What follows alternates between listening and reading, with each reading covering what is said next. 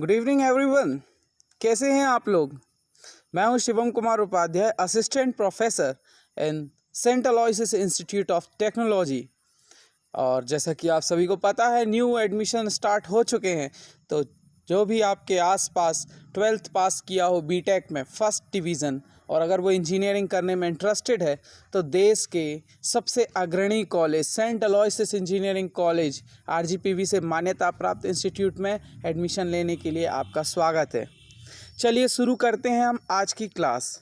आज की क्लास का हमारा टॉपिक है super elevation. So let me tell you what is super elevation. The inward transverse inclination provided to the cross section of the carriageway at horizontal curved portion of a road. It is called super elevation, and it is also known as bank and cant.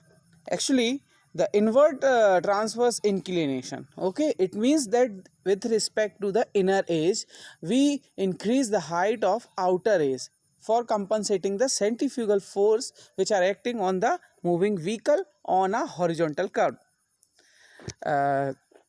It is also expressed as the ratio of elevation of outer edge above the inner edge to the horizontal width of the carriageway, or as the tangent of angle of slope of the road surface, and it is also denoted by E.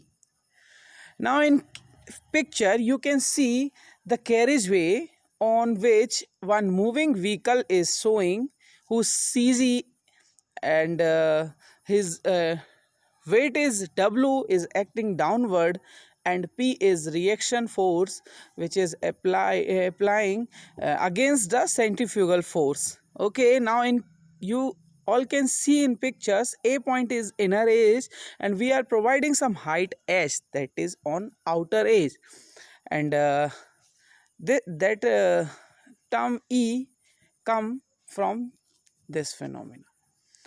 Now, what are the objective of providing super elevation? So let me tell you, to counteract the effect of centrifugal force acting on a moving vehicle to pull the same outward on a horizontal curve, this is the first object, and to help a fast moving vehicle to negotiate a curved path without overturning or skidding, means for negotiate without overturning and skidding. Third point is to ensure safety of the fast moving vehicle. It is also important to prevent damaging effect on the road surface due to improper distribution of load. Now, what are the advantages of providing super elevation?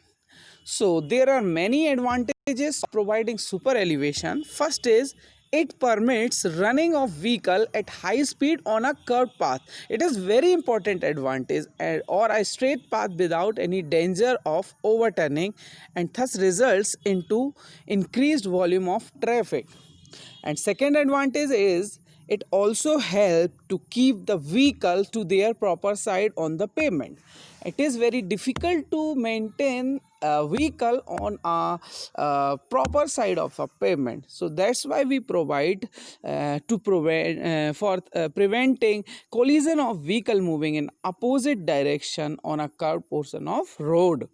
It provides drainage of the whole width of the road towards the inner side. You can imagine that it will provide drainage. Thus, there is no necessities of providing side drains on the outside of the road. Now, move to the next term, that is gradient. Gradient is what? The gradient is the rate of rise or fall provided to the formation of road along its alignment is called as grade or gradient. Ultimately, we can say that the rate of rise and fall. Okay. Now, what are the objective of providing gradient? So, first objective is to make earthwork of the road project economically.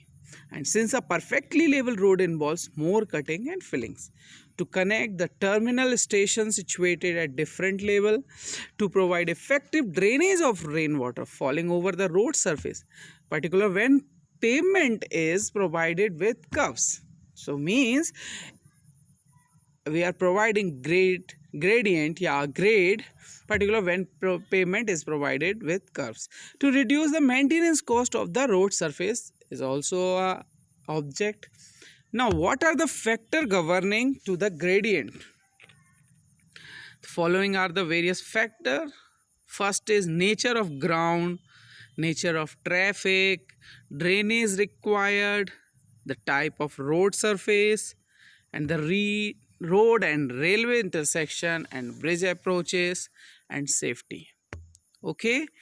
Now types of gradient. It's a very wonderful topic. First is rolling gradient. The gradient usually adopted while making the alignment of road is called rolling gradient. Okay, when we are making alignment of road, we usually adopt which gradient, that is rolling gradient. What is limiting gradient? The gradient is steeper than the rolling gradient, which may be used in restricted road length where the latter is not feasible, is called limiting or maximum gradient. Now you have understand that where is limitation. Now what is exceptional gradient? The gradient is steeper than the limiting and the which may be used in short length of the road only in extraordinary. Here you can see the alignment of road showing gradients. Gradients, you can see there is a rise and fall, and there is rise we have to cutting, and there is fall there we will have to filling. So for making a formation level of road, we need to do this rise, cutting and filling. Okay, now next is average gradient, the total rise or fall between any 2 points along the alignment of road divided by the horizontal distance between them is called average alignment gradient. Now what is floating gradient? The gradient on which a motor vehicle moving with a constant speed continues to the descent with the same speed without any application of power or brake is called the floating gradient. Now what is minimum gradient? The minimum desirable slope essential for effective drainage of rainwater from the road surface is called minimum gradient. Okay, the distance along the center line of road at which a driver has visibility of object stationary or moving at specified height above the carriageway is known as sight distance. Factor affecting sight distance. Okay, first is speed of vehicle, second is efficiency of brake of vehicle, the frictional resistance of the record surface, height of the driver eyes, slope of the road surface, eyesight of the driver, efficiency of screen repair, and weathering conditions. Types of sight distance. First is stopping or non-passing sight distance. It is clear ahead needed by a driver to bring his vehicle to stop before meeting a stationary object on the road is called stopping or non-passing sight distance. Okay, now what is overtaking and passing sight distance? It is the minimum sight distance needed by a driver on a two-way road to enable him to overtake another vehicle ahead with the safety against the traffic from opposite direction is called overtaking sight distance. Now what is intermediate sight distance? The distance with which afford reasonable opportunities to driver to overtake the vehicle ahead with caution is called as intermediate sight distance. I will explain this separately topic in individual video lecture. Today is very introductory session. Okay, now what is camber? Camber, you can see in the picture the height, vertical height we provide on the road surface, that is camber. You can see in the picture, it is very clear. Now go to the definition. The convexity provided to the surface of the carriageway or to rise given to the center of the carriageway above its edge on the straight portion of the road is called camber or the crossfall, and the basic function of this is to drain off the water. Okay, Now, objective of camber provided to drain off the water, as I told you, to regulate the vehicle, their proper lining, to improve the architecture appearance of the roadway. There are type of carriage camber. First is composite camber. It consists of two straight slope with the edges with a parabolic or a circular crown in the center of the carriageway. This type of camber can be easily constructed and maintained.